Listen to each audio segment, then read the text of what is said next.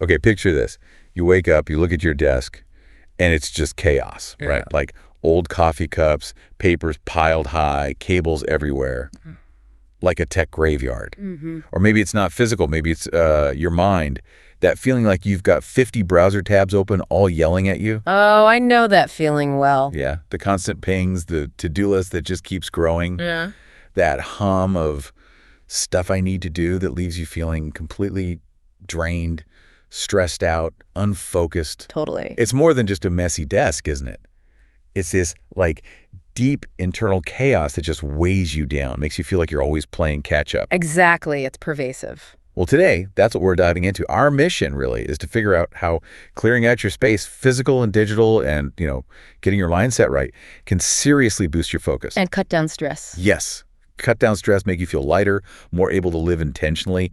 And the cool thing is, this isn't about becoming some super strict minimalist who owns like 3 things. No, definitely not. It's about figuring out what actually serves you and letting the rest go. That's such a key distinction. It's about value, not deprivation. And there's this really powerful connection, isn't there, between our outer world and our inner state. Totally. When you start tidying one up your desk, maybe, or your emails, you almost automatically start bringing some order to the other one, too. It's fascinating how much our surroundings, even subtly, impact how we feel mentally. I completely get that. When my desk is a disaster zone, it's not just messy, it feels like visual noise. Yeah, visual noise, that's a great way to put it. You're trying to focus on something important, but all this other stuff is just there, silently competing for your attention. It's like you're tired before you even start. That's it, exactly. That constant visual noise, whether it's physical stuff or, say, a cluttered computer desktop, it feeds directly into what we call mental clutter. Right. That messy, disorganized swirl of thoughts and worries and half-finished ideas that just makes clear thinking so hard. And there's actual research on this. Oh, really? Yeah. Back in 2010, there was a study, I think it was in the Personality and Social Psychology Bulletin. It found that women who described their homes as cluttered or full of unfinished projects, they were actually much more likely to feel depressed and fatigued. Wow. So it's a real measurable thing, not just a feeling. A very real thing. It connects the dots, like you said, between the space and the mind. And does it take a lot of clutter? Or can even a little bit start to affect you? And it's not just the physical stuff anymore, is it? Our digital lives. Man, they can be even worse. Oh, absolutely. All those notifications, the endless emails, social media just constantly pulling at you. That must add just as much mental overload, maybe even more sometimes. You're spot on. Even a bit of persistent clutter can kind of subtly eat away at your mental energy. And digital clutter, yeah, that's maybe even sneakier because we carry it around with us, in our pockets. Right, constantly. And the effects pile up. From both physical and digital chaos, you see increased stress, more anxiety, it gets harder to concentrate, it can even mess with your sleep, and it definitely makes it harder to just be present. Whether you're with people or just trying to relax. I can totally relate. That feeling of being half there, half thinking about the next email or notification, never fully engaged. Just that low-grade hum of anxiety almost. That hum is so draining, and when your mind is bogged down like that, it struggles. It struggles with creativity, with problem solving, even just making decisions confidently. David Allen, the productivity guy, getting things done, Sure. He had that great quote, "Your mind is for having ideas, not holding them." Which isn't about emptying your mind, that's impossible. It's about managing the thoughts, capturing them, organizing them, so your mind is free for the actual thinking part. Okay, so decluttering isn't just another chore to add to the list. It sounds like you're saying it's something deeper. What's the hidden power there? That's really the heart of it. We need to reframe it. See, decluttering not as a burden, but as a really proactive act of mental wellness. Mental wellness. I like that. Yeah, because the process itself, the actual tidying, can be really therapeutic.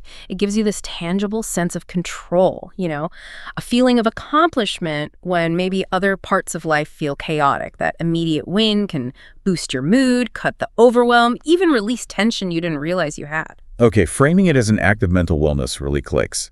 And then there's minimalism.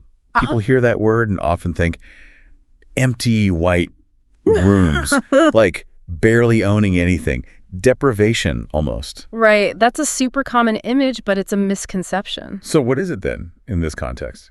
Well, at its core, minimalism is just about intentionally stripping away the non-essential stuff so you have room for what's actually meaningful to you. Okay. It's not about owning nothing. It's about making sure everything you do own or spend time on adds real value. It's a choice. And it applies to more than just stuff. It's your time, relationships, digital life, how you make decisions. So it's about creating space, not just on your shelves, but in your life for the important things. And the benefits, they sound pretty huge. Like an organized desk just makes workflow better, right? Find stuff faster, finish tasks, productivity goes up. Definitely. And the psychological boost is immense. A clean space tends to promote calm, that sense of control we talked about, which directly helps clarity and focus. Makes sense. Plus, this whole approach, it naturally pushes back against mindless consumerism. You start spending more intentionally, maybe save money, reduce debt. It all fosters intentional living, where your choices align with your values. Less inner conflict, more peace. So it really does come back to those big promises. More focus, less stress, and that feeling of lightness. Freedom from being overwhelmed, like tuning into a clear radio station instead of static. Exactly, clearing the static. All right, this sounds amazing. But okay, for someone listening who's feeling that, ugh, I need this, where do you even start? Thinking about tackling a whole house or years of digital files, it feels huge. It can feel huge. That first step is often the hardest. But the answer, it's actually pretty simple. Start small, really small. Like how small? Like pick one drawer or one shelf or maybe just the corner of one room. That's it. The aim isn't perfection overnight. It's just progress. Build a little momentum. It's a journey, right? Not a race. Okay, that makes it feel much less daunting. No need to empty the entire attic on day one. Please don't. And to keep it going, try building in like a 10-second tidy habit. 10 seconds. Yeah, or maybe a minute or two. Before you leave a room or at the end of the day, just quickly put a few things back where they belong. It stops the piles from growing back instantly. Consistency, even tiny bits, adds up fast. Okay, I can manage 10 seconds. So for the physical stuff, how do we decide what stays and what goes? Because we get attached to things, don't we? Even junk. Oh, definitely. The emotional side is big. Here are 3 questions to ask yourself about an item. Do I use this regularly? Does it bring me joy now, like today? Is it serving a real purpose in my life right now? Regularly? Joy now? Purpose now? Exactly. If the honest answer is no, or even a hesitant maybe, it's probably time to let it go. Remember, you're not just getting rid of stuff, you're making space physically and mentally for clarity, for peace, for things that actually matter to you now. That's a really helpful filter.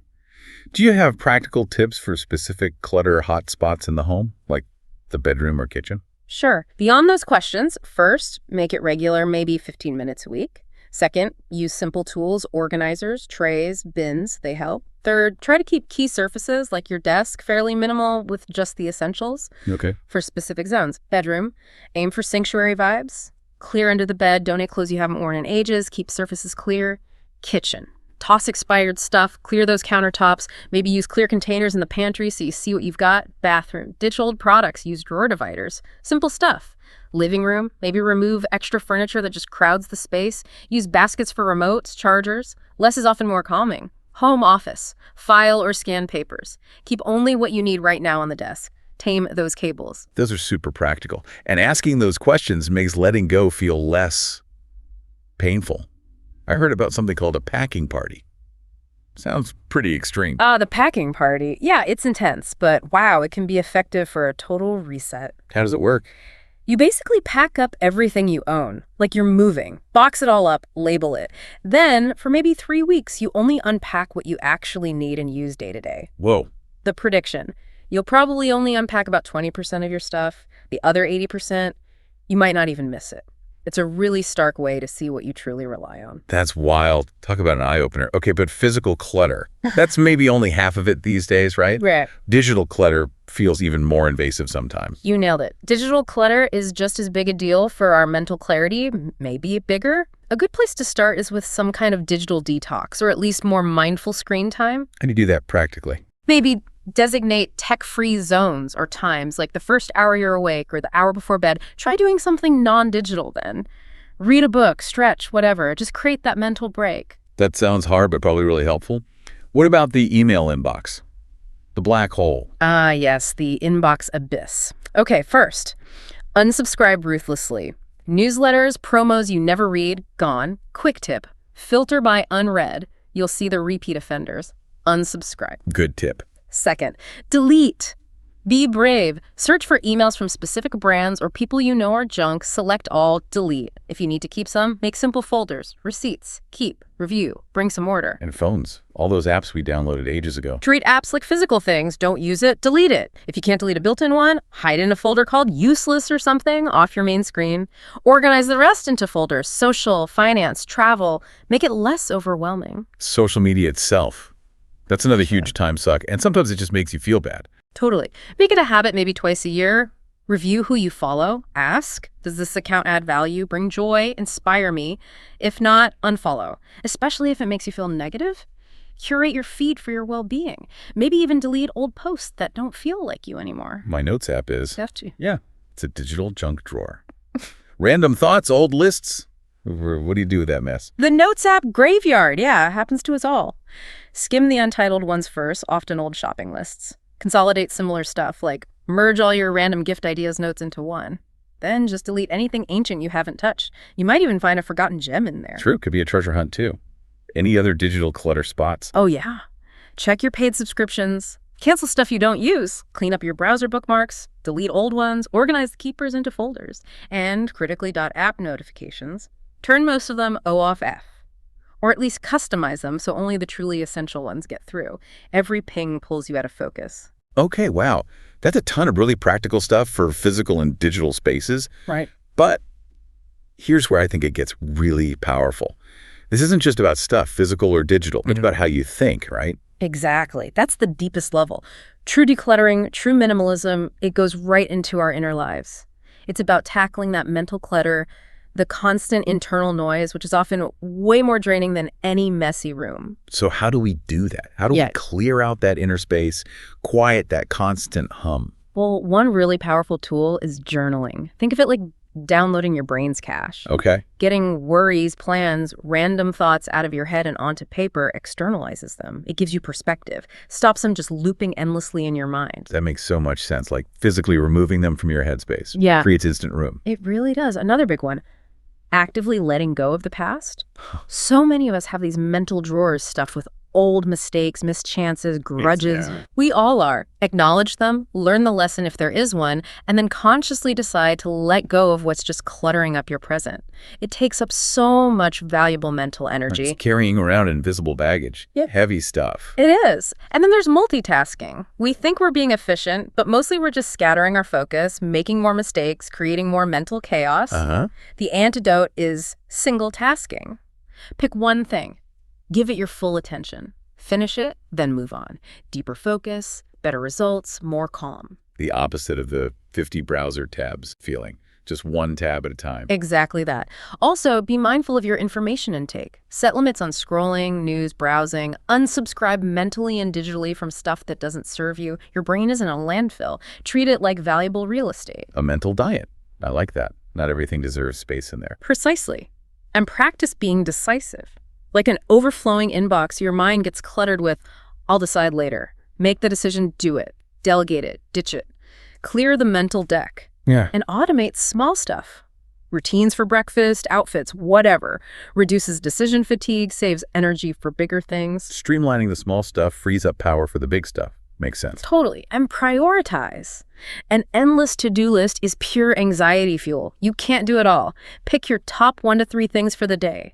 Focus your best energy there, what really matters. What about something deeper, like meditation, for really clearing the mind? Oh, meditation is huge. It's like a car wash for the mind, honestly. Huh. I like that image. It's the practice of focusing on right now, maybe your breath, and just letting thoughts drift by without grabbing onto them. It builds awareness, reduces that mental noise, and fosters this amazing sense of calm and clarity over time. Sounds essential for quieting the chatter. But what about our interactions, other people? Can relationships clutter our minds too? Oh, absolutely. Which leads to 2 final, really key points. First, learn to say no. This is huge for intentional living. Hard but important. So important. Say no to things, events, requests, even relationships sometimes that don't align with your values or energy. It means getting okay with occasionally disappointing people, but it protects your peace and prevents resentment. Second, intentionally slow down. They're bound. Yeah. In this crazy fast world, just being present is radical. Really taste your coffee, read a physical book, watch a sunset without your phone. Fight the rush. Appreciate the moment you're actually in. And relationships, you mentioned they can be clutter. Definitely. If they're not healthy, they create huge mental and emotional weight. So evaluate them. Invest your energy in the connections that uplift and nourish you. And actively let go of or set firm boundaries with relationships that are toxic or draining. Focusing on quality interactions reduces so much inner turmoil. It's maybe the most powerful decluttering of all. Wow. Okay, we've covered a lot. From overflowing inboxes and desks to letting go of old worries and learning to say no, it really hammers home how decluttering isn't just about tidying up. Not at all. It's about our spaces and our minds. And the result seems so clear. Clarity, focus, less stress, and just feeling lighter. Freer. Exactly. And if there's one big takeaway, it's that this isn't a one-off project. You don't just get decluttered and you're done. Right. It's ongoing. It's an ongoing practice, story. a lifestyle choice, really, about intentionally creating space for what truly matters to you. And in doing that, you often rediscover a deeper sense of purpose and peace.